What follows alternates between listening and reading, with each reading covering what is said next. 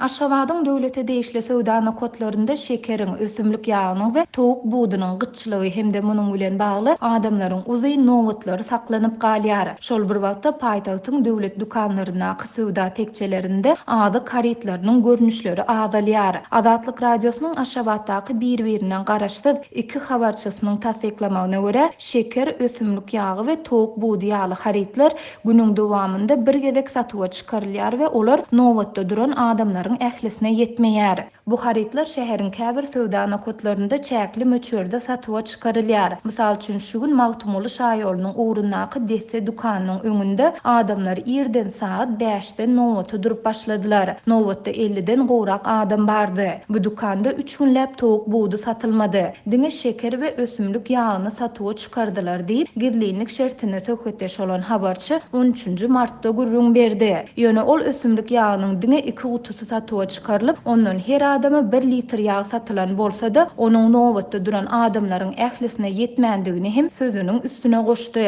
Ýag yetmedik adamlara 1 kilogram şeker satdylar diýip habarçy aýtdy. Şeýle-de ol bu gyt haritlaryň paýtagtyň Älemoşur bazarynda hem wagtal satywa çykarlandygyny belledi. Ýöne ol raýatlaryň bu haritlaryň ýany bilen hökmany ýagdaýda ýarym kilogram nohudy hem satyn almaga mejbur edilýändigini aýtdy. 1 kilogram şeker ýa 2 san towuk budy ýa-da 1 litr ýag satyn alsa, onda olaryň her biriniň gapdalyndan aýry-aýrylykda ýene ýarym kilogram nohut satyn almaly. Nohudyň ýarym kilogramy 5 manada barabar diýip habarçy aýtdy.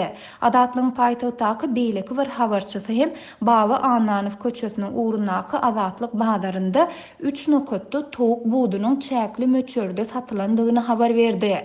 Şeýle-de ol bu nokotlaryň her birinde 4 hatardan düzülen nowatlaryň 25-30 metre çenli uzap gidýändigini belledi. Eger şol söwda nakotlaryň her birinde adamlar 4 hatara däldi, diňe bir hatara düzülüp nowata dursa, onda ol 100 metrden hem geçer. Bu nowatlar sebäpli bazardan geçer ýaly däl. Adamlar öz arasynda towuk budyny giňişräk ýerde satsalar boljak diýip aýdyşýarlar.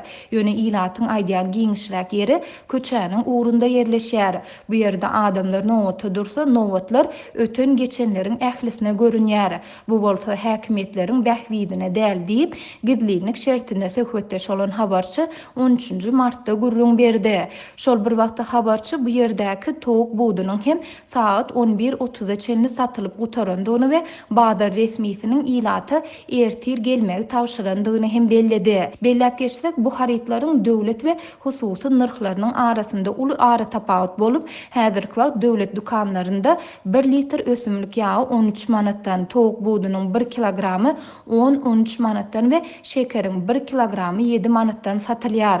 Hususiýetçilerde bolsa ösümlik ýagy 18-20 manatdan, towuk budy 20-22 manatdan we şeker 8 manatdan bahalanýar.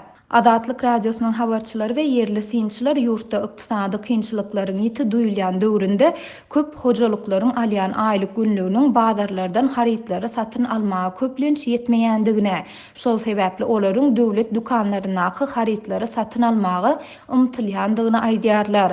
Bu aralykda Aşgabatyň döwlete değişli dukanlarynda azyk haritlarynyň görnüşleriniň hem azalýandygy aýdylýar.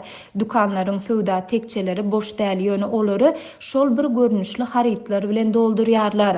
Mysal üçin tekçelerde makaron, vermişel önümleri bar. Ýöne başga dürli haritlar gaty az diýip habarçy aýtdy.